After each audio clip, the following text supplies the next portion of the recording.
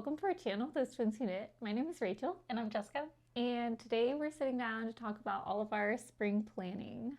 So this is going to be March through May planning. We've kind of decided that that's what works best for us, to break things up into like 3-month increments, because then we have a better sense of what's inspiring us at the moment. I think we tried to do yearly videos and that was just not...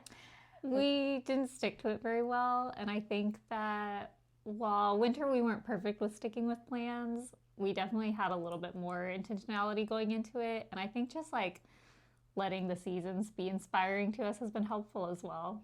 Yeah, so this is our third one total. I think fall we did great, winter we did okay. Not as great. We'll see how this one goes. I would say reflecting on winter, or I guess let me backtrack. Reflecting to fall, we did great. We were like very rigid with our plans and we stuck to them really well.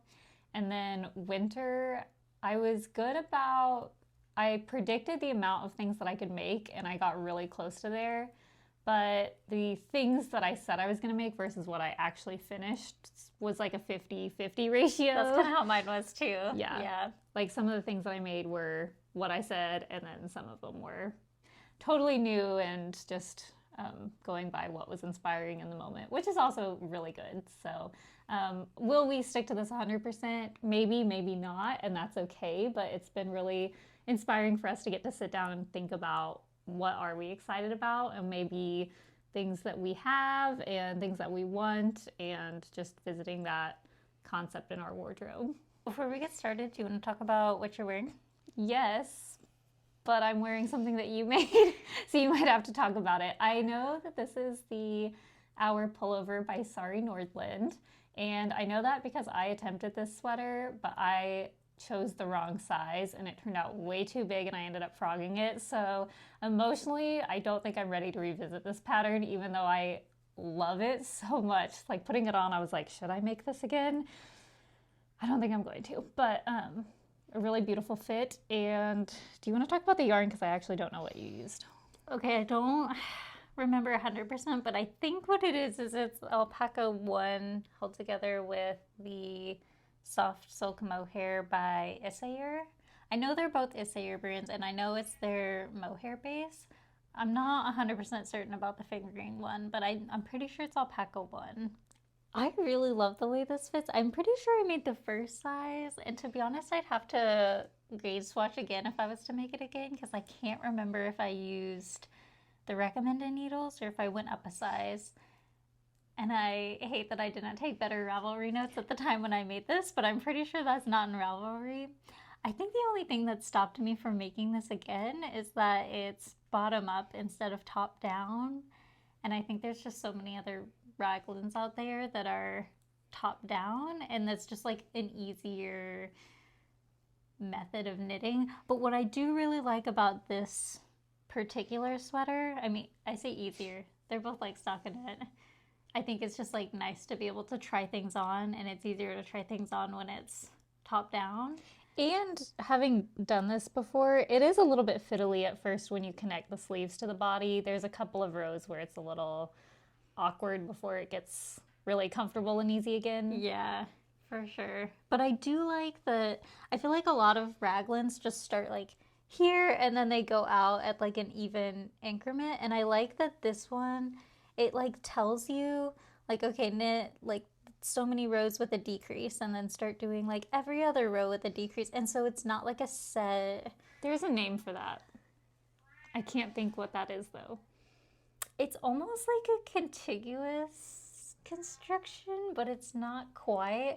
And then at the end you end up with basically like a whole bunch of extra stitches right here that you like sandwich in half and then do, I can't remember if it's a Kitchener stitch or a 3 needle bind off. I'd have to like open the sweater up. It's been years since I've made this, I really don't remember.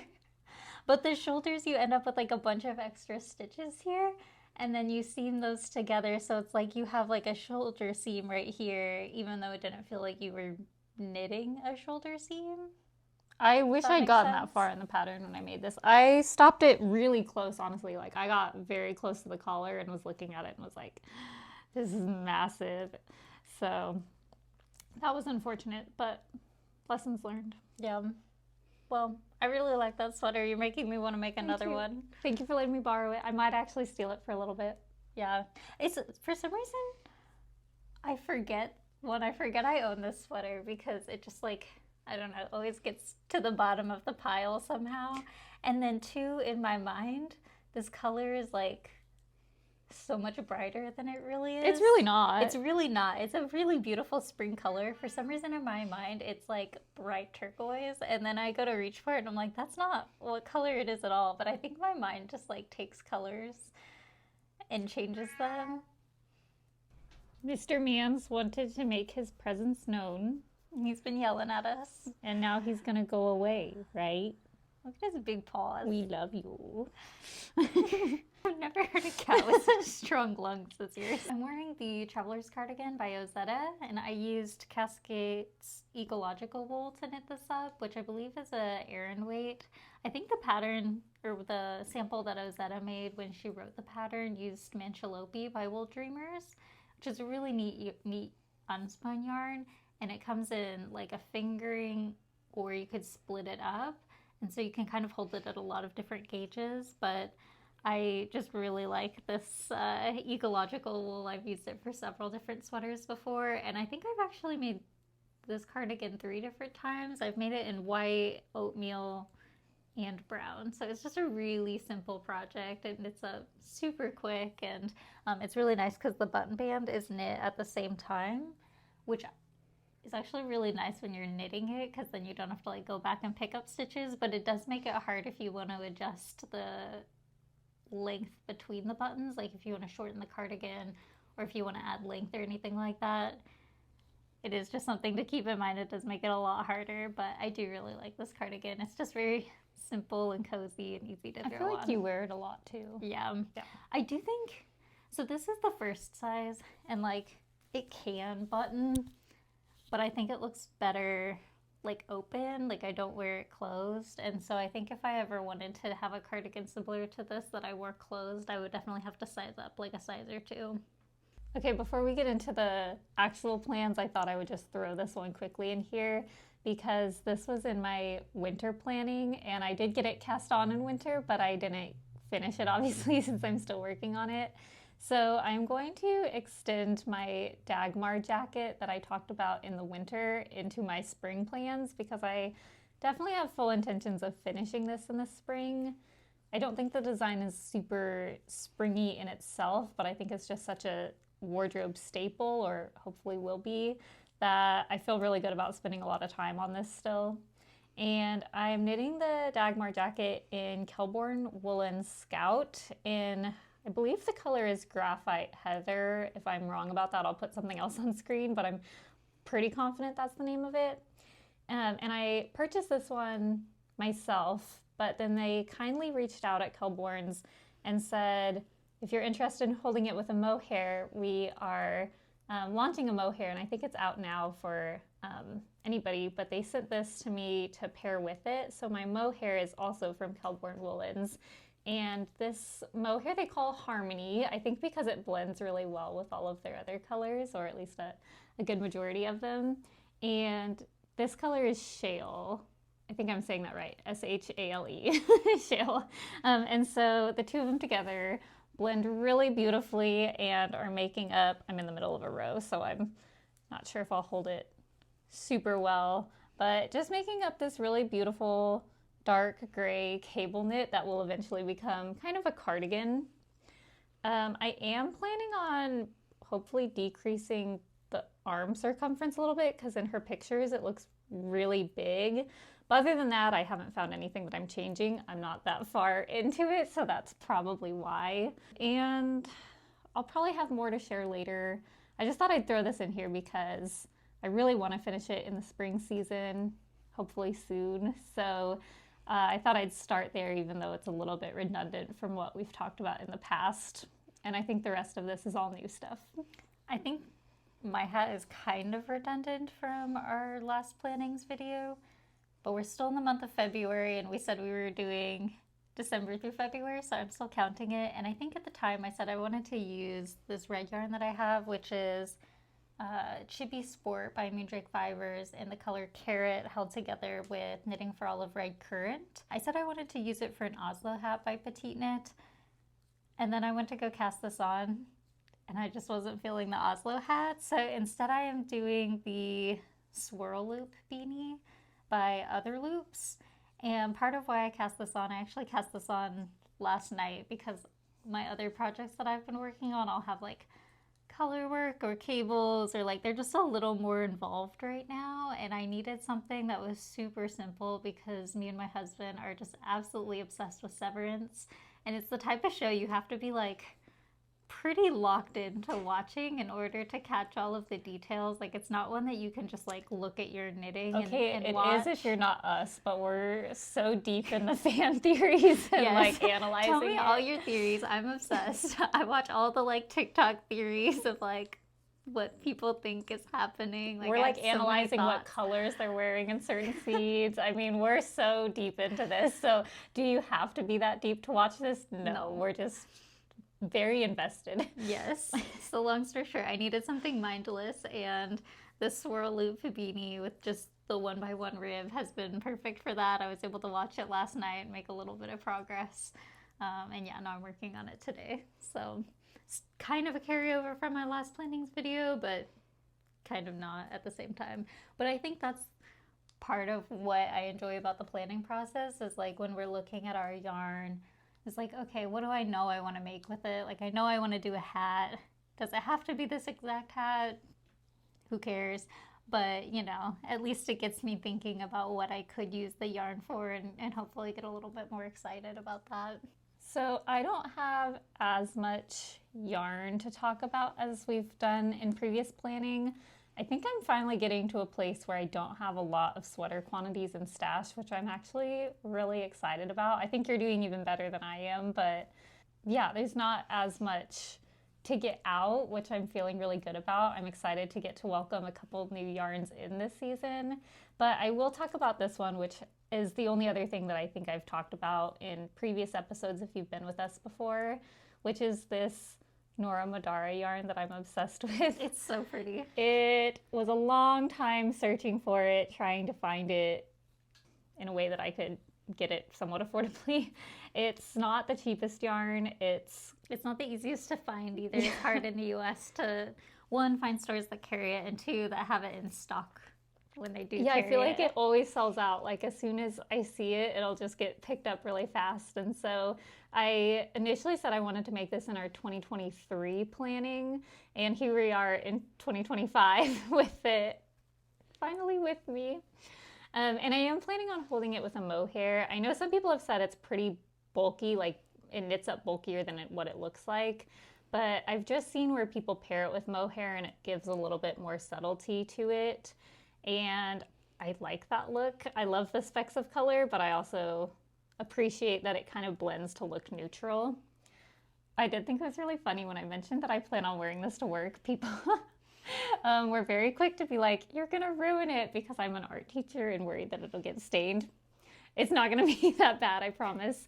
When I talk about staining stuff, I stain everything, and I still wear it. Everything you own has like little tiny specks of like, it'll be like a little blue dot right here, or like a little like yellow dot on your pants. Like, it's not like crazy stains, but like everything you own has just like little just like a little dot here or there. I think people thought that I'd be like splashing paint on it or something, and that's not the case. Like, I try to be very clean at work. Like, it's not like it's an everyday occurrence, but being a middle school art teacher and being around close to like over time, like it happens. Yes, it's just inevitable, and it's not something that I think people even know, or at least I hope they don't know when I wear those clothes. But I still wear stained clothes all the time because, like you said, it's like tiny little things. It's not like a big thing. And so with this yarn already having those like different colors, I really feel like you would never in your life know that I have stained this, but I think that it will be a good cardigan to wear for work that, like,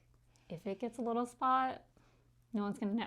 And so, and I also plan on wearing it outside of work too, but I'm just excited about having something that's like an intentional piece that I can incorporate into what is essentially a very large part of my life. I think it'll also be fun I don't know, like you could talk about it with your middle schoolers because it's such a different art than I think what middle schoolers think of as, like, I feel like when I was in middle school, I thought, well, like drawing and painting, but like art is so much broader than that, and fiber arts and knitting is like a big piece of that. So I think it'll be cool to have an example that you can like talk about with your kiddos. Yeah. I say as someone who's not a middle school teacher, and I have no idea if middle schoolers would find that interesting or not, but... Well, what's funny is that I do teach needle felting, and that is by far the most requested project. Like, I teach it in 6th grade, and my 7th and 8th graders are like, please let us do felting again. And every year that I do it, I have parents email me and ask what materials I buy so that they can get it for their kids at home. Like, I think that kids don't always know about fiber arts and aren't always exposed, but once you expose them, they do get really excited about it. And so, and some kids really love weaving, and yeah, I'm excited that I get to share a little bit of that with them, but then I'll also get to share this. And yeah, I plan on having it in all aspects of my wardrobe, which most of my pieces are like that anyway, but just like the intentionality of how it's going to fit into my wardrobe, I'm excited about. I actually don't know if I've shared the pattern I'm planning on making with this. So I'm planning on making the cardigan number 8 by My Favorite Things Knitwear. I haven't gauge swatched yet, so that could change, but I'm partially excited about that pattern because I've seen other people use this yarn for it. And I think that My Favorite Knitwear used a similar yarn. I think it was an Isager tweed potentially that she used, but kind of a similar look where it had different little speckled colors to it.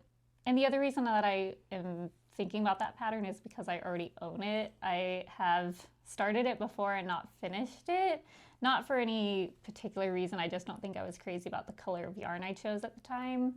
And so already having that pattern available to me and not having to rebuy something or to buy something new is kind of appealing to me.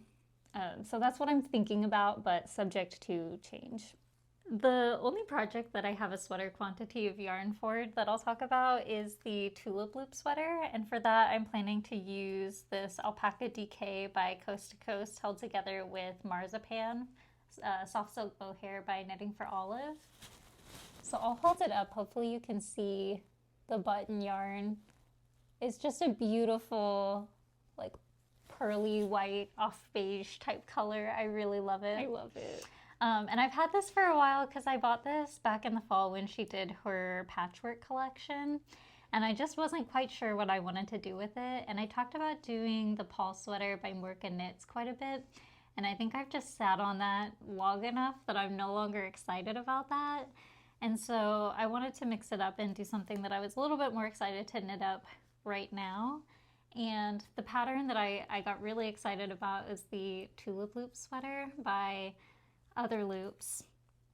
I've swatched for it, but the problem that I'm running into is that my swatch is just a little bit too small for what the gauge recommends. It's supposed to be 18 stitches for 4 inches, and I'm getting 20 stitches per 4 inches. But the fabric is already loose enough, and this was a US 8, so I don't want to go up all the way to a US 9, because I think it's just going to be too open for me. I don't think I'm going to like the way that it looks.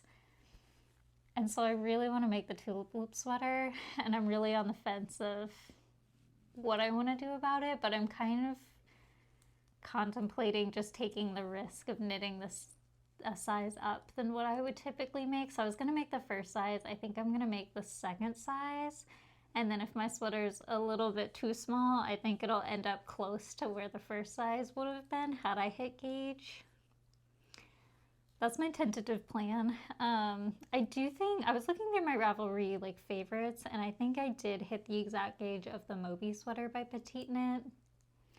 So if that plan ends up being horrible, I could probably do that as a backup. I'm just more excited about the like larger cable look of the Tulip sweater versus the really intricate like lattice type cables of the Moby sweater. So that's my current plan. We'll see how this goes. But yeah, this is the only sweater quantity of yarn that I currently have, so this is the only thing that I for sure want to use up in the next couple of months.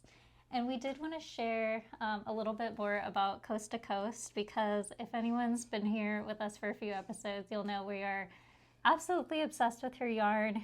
Erin, the person who runs this company, is just so sweet. We've both talked to her on Instagram several times, and I was able to meet her in Wichita in person recently.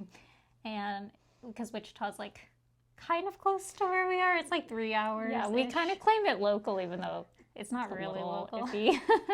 But I mean, it's definitely a drivable distance for us. So yeah. But we just really love the way that she dyes up yarn, and every collection that she's had has had so many beautiful colors that we just really gravitate towards. And I feel like we're kind of picky about hand-dyed yarns a lot of the times. Like we don't knit a lot of sweaters with hand-dyed yarns, but she gets us every time. Yes, she gets us. So we're really excited that we're now affiliates with Coast to Coast. So we will have a link in the bio if anyone's interested in purchasing yarn from her. We'll get a little bit of commission, and you'll be supporting a brand that we just absolutely love. So we're super excited about that. And we'll keep you guys updated as she has like larger collection drops or anything like that. But that was definitely like a dream opportunity for us, because we really do genuinely love her yarn and have worked with it so many times, especially for like socks. Like we've knit so many socks in her yarn, so we're very excited about that. One note that I think might be worth talking about is that our spring planning is really not going to encompass how the weather is changing. I think we're still very much involved in like wanting to make sweaters and cozy things and cardigans. Yes. Yes. And so even though the weather will hopefully get warmer soon, it's really not right now. I think we're staying within kind of the cooler weather stuff.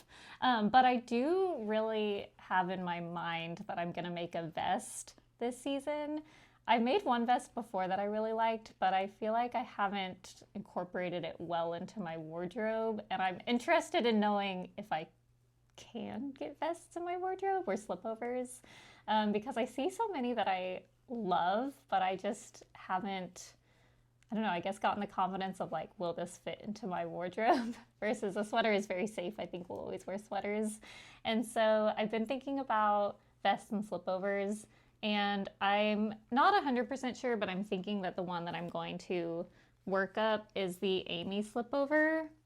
I don't know, we'll try to put probably another picture on screen too, but I'm holding it from the Sandnes Garn.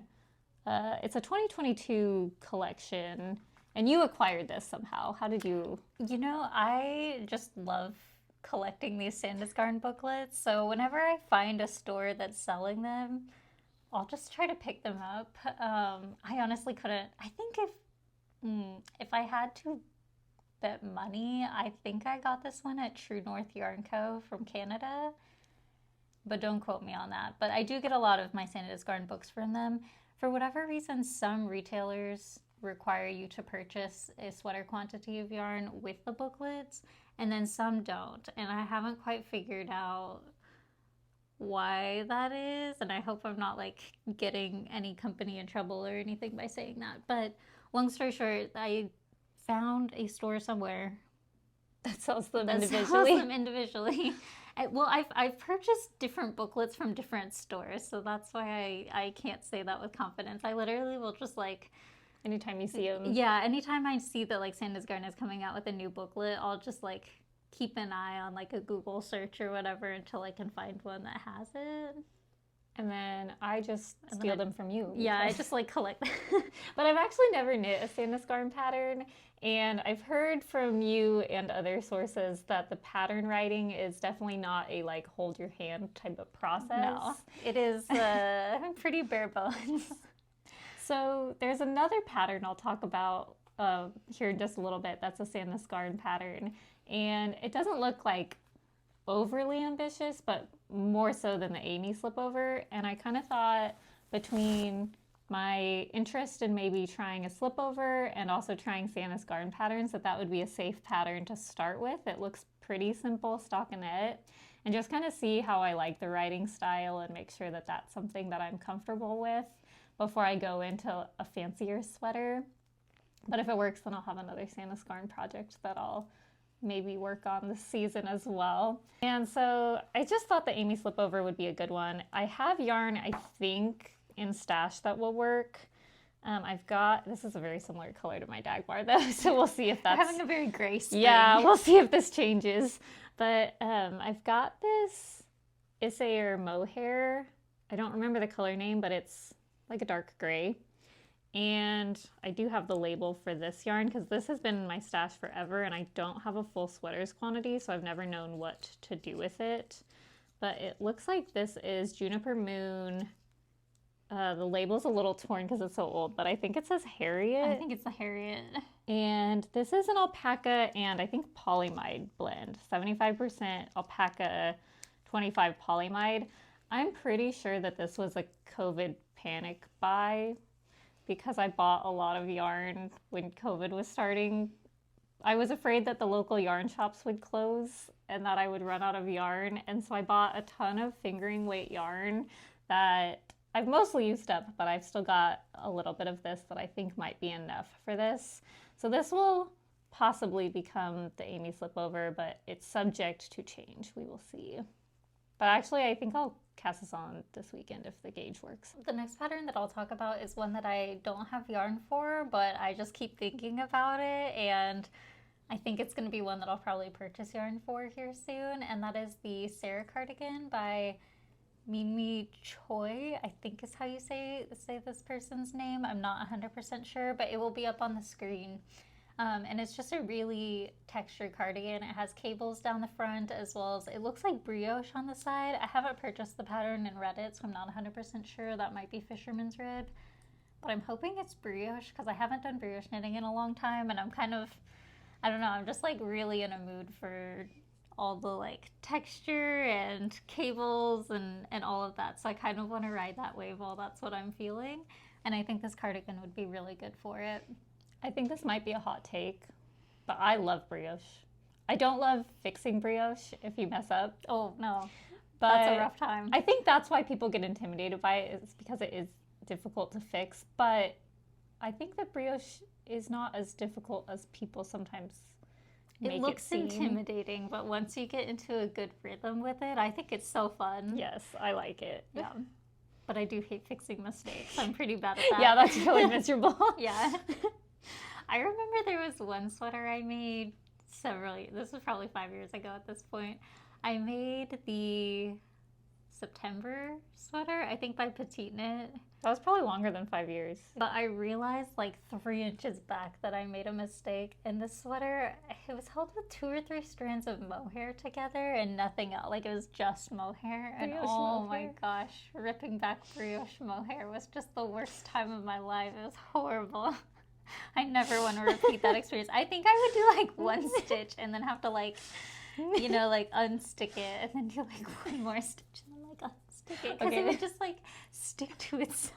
It was so bad. And everyone was like, oh, put it in the freezer. It'll get better. And that like barely helped. It did not get better. Okay, but knitters, would you rather undo mohair brioche or mohair tubular bind off? I'd take the tubular bind off, I think. Really? And depending on how long it is, because that's just 1 row. This was like 3 inches of like 1 at a time. It was horrible. So I guess it depends if it's 1 length. But usually tubular bind off, you know, it's just the 1 row. So that's not too bad. Let us know your thoughts. Yeah. Back to the Sera cardigan though, I kind of want to make it in brown, and I know that seems crazy because I'm currently wearing a brown sweater, but or a brown cardigan.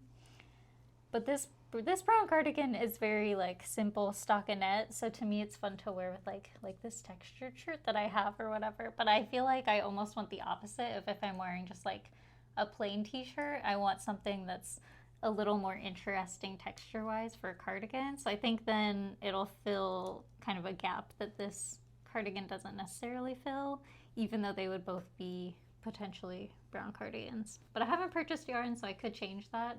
But that's just kind of where my brain is at right now, is I kind of want a basic brown cardigan that I can wear with any type of shirt. And this one doesn't necessarily fit that bill for like everything in my wardrobe right now. For my next plan, I'm going to hop back to the Sandnes Garn because assuming that the Amy Slipover goes somewhat well, my other spring plan is to talk about the Jules sweater, which, again, I'll probably put other pictures on screen as well, but I'll hold up from the book because I think the book just does a really beautiful job with photographing these pieces. They're just really pleasant to look through, and that's not just this book, but most of the Sandnes Garn, if not all the Sandnes Garn books. I think they just do a really good job. So this sweater is an entirely mohair sweater, which I think would be somewhat appropriate for the spring season, and I am personally a very big lover of mohair. Since it only holds one mohair strand at a time, I think I could also maybe get a color that I really love, or like a it's better... only one single? Yeah, I think it would take a while. Okay. But like for instance, I love the Isager mohair, and I think it's a little bit expensive, but because you need less of it, maybe that would be a time to splurge. I don't know, we'll see. I have not bought yarn for this. So what's the needle gauge if it's only one strand? It's probably tiny. The tension is, that's not that bad actually. 3 millimeter. But 24 stitches. Yeah. For me, that would probably be a 5. I would, like a US 5. Yeah, I would predict. I'm going to swatch this for sure, but that's probably where I would start, is a US 5. That's not crazy. That's not crazy. That's if not it was like a terrible. 1, I'd be like, maybe not. But I think I could do it, especially because most of it is stockinette. I just really like the idea of a yoke that's like delicate and pretty, maybe lacy, or I don't know, just something. I thought about like Sari Nordlund's Rococo, or she's got a new design coming out too. I love the new one that she's been posting pictures of that has like a I lacy. too. And we might go with that one instead, but I recently watched Sera and Paige from Two Pearls in a Pod, and they have both knit this sweater. Paige most recently finished it, and it was just so beautiful on her that I thought, ooh, maybe that will fit the bill for a pretty yoke sweater. And I just really thought it was beautiful. So that is a little bit up in the air since I don't have any yarn for it. But again, I think it would be a good time to welcome something like that into the wardrobe for spring. Well, it's funny that yours is a full mohair one, because I also had a full mohair sweater on my list for spring planning, and that is the Margaret sweater by Lynette. And I believe it's 2 strands held together. I haven't purchased the pattern, so I'm not 100% sure. But it's like a solid mohair for the body and the sleeves, and then it has just the beautiful floral colorwork motif across the yoke, and I just think that's so beautiful. And I think because it's all mohair, it just kind of looks almost like watercolor painting. Like there's something really pretty about it. And from what I did read in the Ravelry description, all of the rows would just hold 2 colors at a time. And right now I'm working on a colorwork pattern that I did to myself, but there are several rows that have 3 colors at a time, and I've discovered that's just not my favorite thing. I mean, I kind of knew that. I've done 3 color work before, and every time I told myself, I'm like, never again. I don't like doing that. But I've really been loving the rows with just 2 colors that go back and forth. Like I've really been loving that, and I want more color work. So that's the one that I definitely have on my radar. I think it's a really beautiful color work pattern. So we'll see if I get around to that. I have not purchased yarn for it, but I do think it's really beautiful. I think it's kind of exciting that we get to buy new yarn. Yeah. I feel like the last just see several like have what's been, using up what we've got, and now it's like, oh, I get to buy some yarn, and yeah, that'll be fun. So my last plan for the season is to make a yellow Ozetta Lakes pullover. This has been inspired by, I think, a multitude of things, partially because you've knit the Lakes pullover, and every time you wear it, I'm just like, I want it so bad. I do love that sweater. And it's a good pattern. I really enjoy knitting it. And I love Ozetta and saddle shoulders. I think that saddle shoulders go really fast. They're very pleasant to work on. People comment that there's a lot of ends to weave in, which I think is true, but I don't mind. I think it's that. worth it. Yeah, I really, really like the construction of them. So very excited for that. And then I chose yellow because, well, partially I found a Pinterest image that I'll attach that reminded me of a yellow saddle shoulder sweater.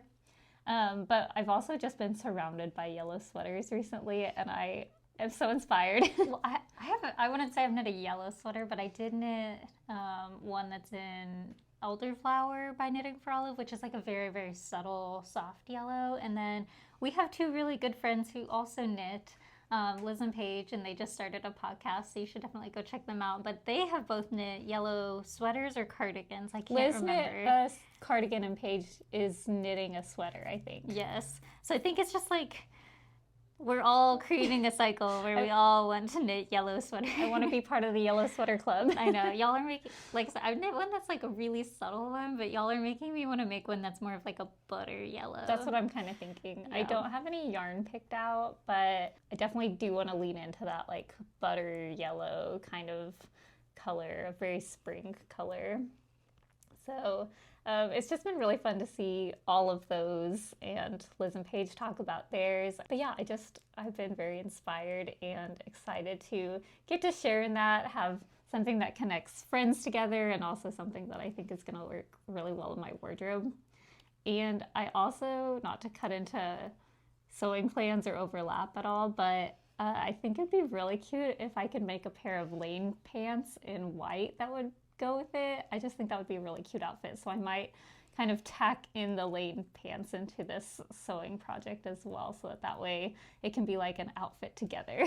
The next pattern that I'll talk about that I've been really eyeing is definitely a stretch. I'm not 100% sure how realistic it is to get this done, but I've been really obsessed with the Augustins number 7 sweater recently. It's just this all over color work. So good. It's all only 2 colors, and so like I said, like the color work project that I've been working on, all of those just 2 color rows have just been so fun to work up. I've been really looking forward to all of those rows, and so I think just doing a whole sweater with 2 color work would be so fun. I think I would just really enjoy it. The thing that's honestly stopped me from purchasing yarn for it already is that I don't know what colors I want to make it in, because I think the blue that the designer uses is gorgeous, but to me that screams really like deep winter, and I kind of want to choose something that's a little bit more, could transition into like spring or fall and wear it a little more versatilely. Could wear it more year round. I don't think that's a word. I'm trying to, like, versatile? The versatility? I don't think that's a word. Y'all know what I mean. Like, I want something that I can wear year round. I don't want it to feel like only when it's snowing outside, if that makes sense. And I can't figure out what color combination makes sense in my mind for that, but I do think it's a really beautiful pattern. And I don't know if I said the designer's name. It'll be on screen, of course, but it's by Augustins DK or Anne-Sophie Velling. I did tack one other knitting project into my potential list of plans, and that is the Paul cardigan by Moreca Knits. I know I said earlier that the Paul sweater no longer grasped my attention, but I still really love the way that that looks with the saddle shoulder, and I think it's just a really beautiful pattern. And while I'm really obsessed right now with texture and cables and color work, part of me knows that like that's gonna die down eventually, or at some point I'm going to want like a little palette cleanser stockinette project. So I think that it's good to have a balance of both. Yeah, it's good to have a balance of both. So I'm gonna see how I'm feeling. All of this is very tentative. These are just the things that are inspiring to us lately. But I think right now, if I had to pick a stockinette project to work on, I think the Paul cardigan would definitely be what I would reach for. I mentioned the lane pants. Those are something that I've already ordered fabric from Blackbird Fabrics for. I think I got the to-go linen, but it hasn't come in. And then other plans that it's funny how with yarn I'm excited to buy stuff, but with sewing I'm trying to use up fabric that I already have or have purchased recently.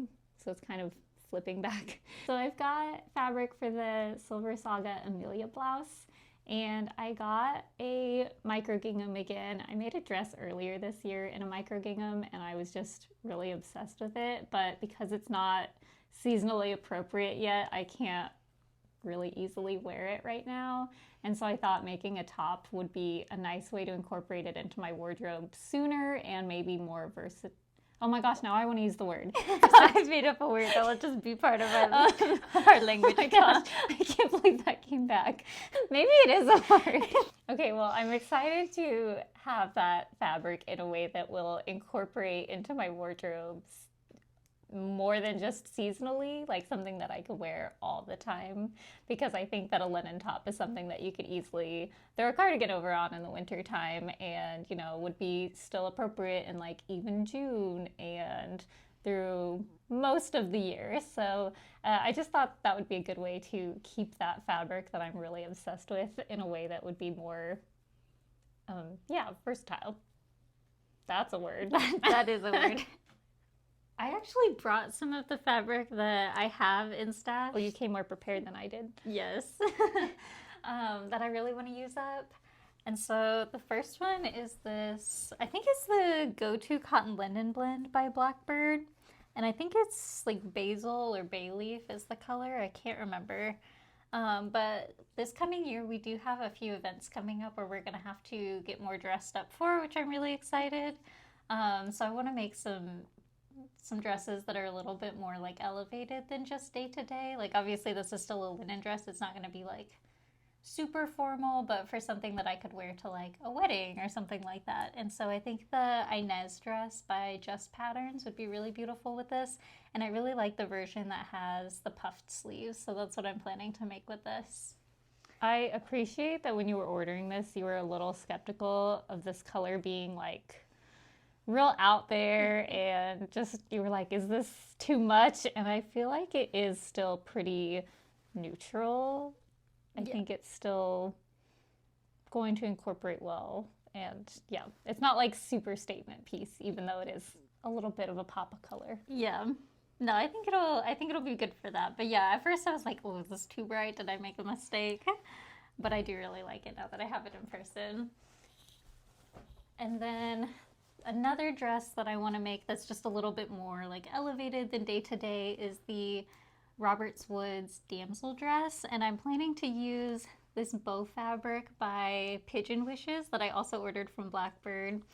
They have on their website a picture of someone who's wearing, I think it's like a shirred dress. It's not the Roberts Woods pattern, but I think it'll still have like a similar vibe where it's very like it's ruched. It's like cinched at the top. It's cinched at the top and then has like a really flowy skirt.